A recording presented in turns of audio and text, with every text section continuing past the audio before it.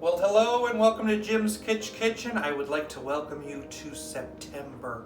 When I think of September, I think about apples.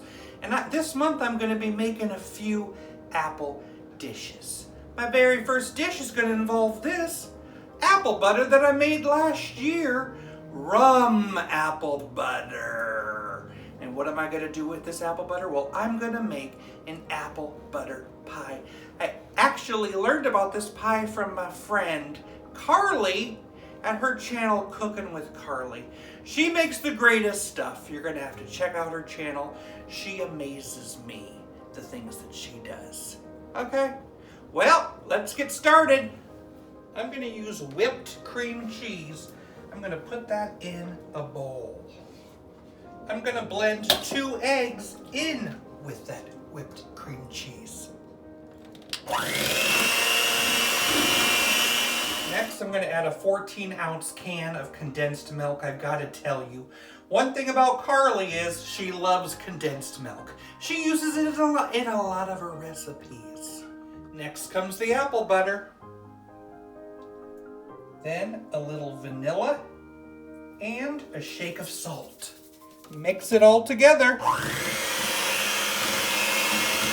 I'm going to pour that into a deep dish shell. I'm going to bake it at 350 degrees.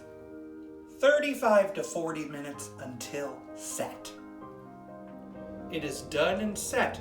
And now it just needs to cool. I'm going to let it cool on the counter for about an hour and a half, and then I'm going to refrigerate it for a bit. I want a nice, cool, creamy pie. Apple butter pie. It looks so creamy. Look at this. Oh, yes. I'm ready to taste it.